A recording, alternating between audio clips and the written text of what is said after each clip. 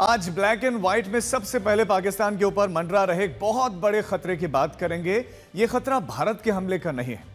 वैसे तो पाकिस्तान को अभी भी यह डर सताता है कि पता नहीं भारत दोबारा कब हमला कर दे, लेकिन इस बार खतरा हमले का नहीं बल्कि बाढ़ का है। आखिरकार वही हुआ जिसका पाकिस्तान को इतने दिनों से डर सता रहा था। पहलगाम अटैक के बाद भारत ने पाकिस्तान की नदियों का पानी बंद कर दिया था। गर्मी भर पाकिस्तान को पानी नहीं मिला, वो रोता रहा।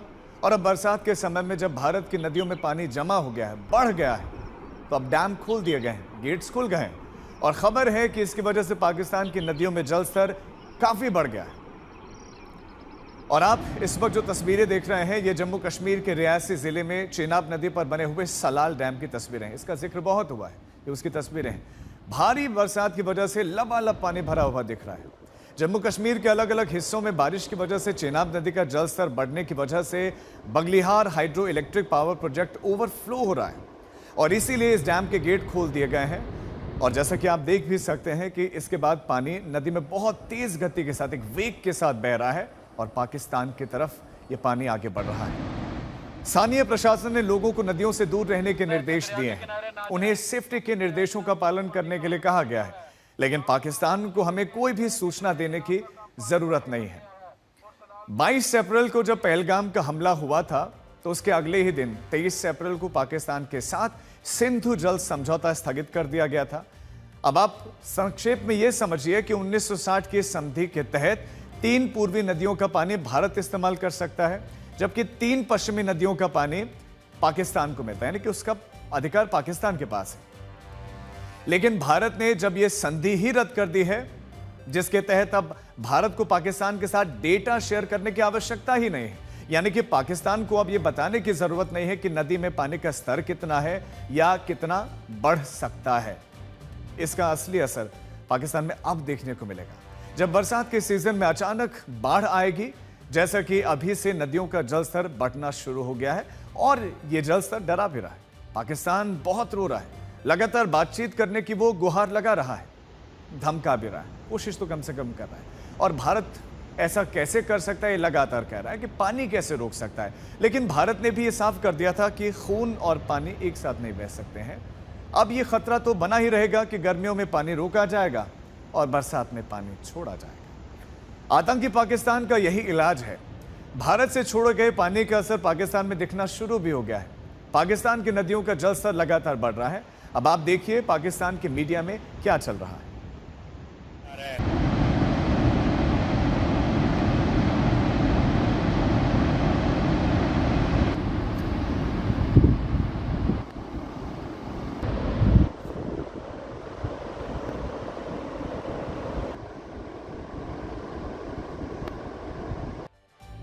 इसीलिए पाकिस्तान लगातार भारत से बातचीत की डिमांड कर रहा है। लेकिन पाकिस्तान को यह ध्यान तो तब रखना चाहिए था जब उसका जिहादी आर्मी चीफ पहलगाम का हमला प्लान कर रहा था।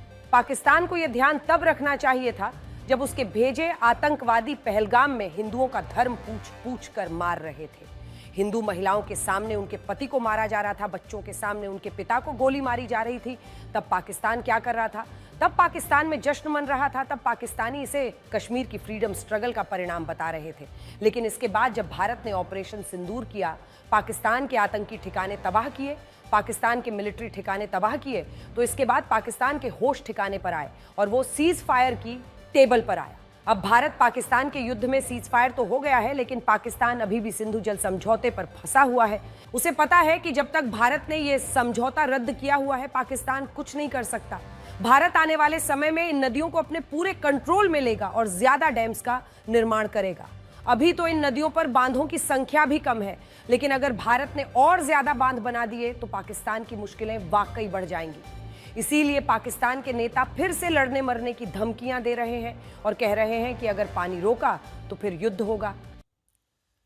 पाकिस्तान ये मानकर चल रहा है कि आने वाले भविष्य में वो भारत के साथ युद्ध कर सकता है। इसी तरह से उसकी तैयारियां भी हो रही हैं। इसीलिए वो युद्ध की बातें कर रहा है।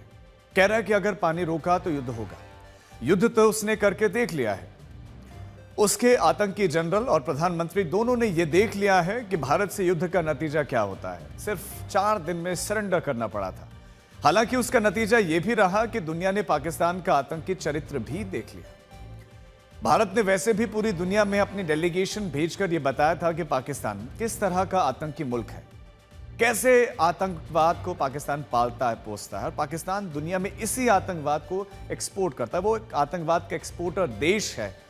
और अब भारतीय विदेश मंत्री डॉक्टर एस जयशंकर ने भी यह साफ कर दिया है कि भारत की आतंकवाद के खिलाफ जीरो टॉलरेंस है। भारत अब आतंकी घटना को युद्ध मानेगा और न्यूक्लियर ब्लैकमेल पर भारत का जो जवाब होगा वो बड़ा सख्त होगा। इस न्यूक्लियर ब्लैकमेल का भारत पर कोई भी असर नहीं होगा। कहने का मतलब यह है कि पाकिस्तान को ये समझना है तो यही सही समय है, उसको समझ लेना चाहिए। 5 weeks ago, the United Nations Security Council issued a strong condemnation of a particularly horrific act of terrorism in Pahalgam. It demanded that its perpetrators be held accountable and brought to justice. We have since seen that happen. What that response underlines is the larger significance of the message of zero tolerance for terrorism. The world must come together on some basic concepts: no impunity to terrorists, no treating them as proxies, and no yielding to nuclear blackmail. Any state sponsorship must be exposed and must be countered. Pakistan कहां सुधर रहा है जब उसका खुद का आतंकी और जिहादी जनरल कश्मीर के आतंकवाद को जायज ठहराने की कोशिश करेगा, जब खुद उसका तथाकथित फील्ड मार्शल आतंकवादियों का महिमा मंडन करेगा, तो आतंकी क्या करेंगे? आतंकी भी तो उसकी जय जयकार करेंगे। और अब पाकिस्तान में बिल्कुल यही हो रहा है।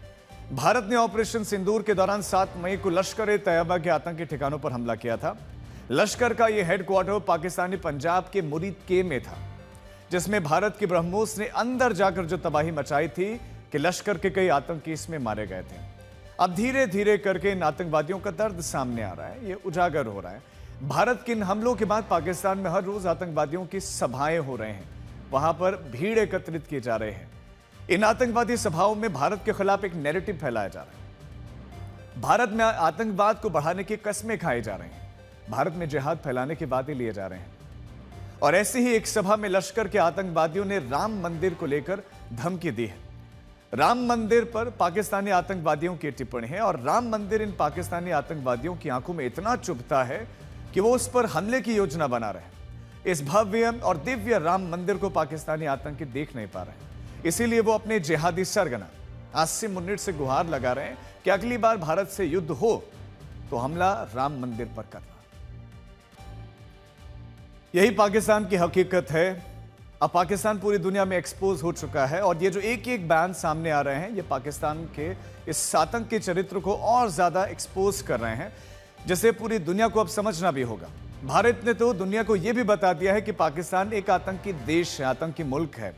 पाकिस्तान ने भारत के पहलगाम पर जो हमला किया था वो भारत की अर्थव्यवस्था को झटका पहुंचाने के लिए किया गया था।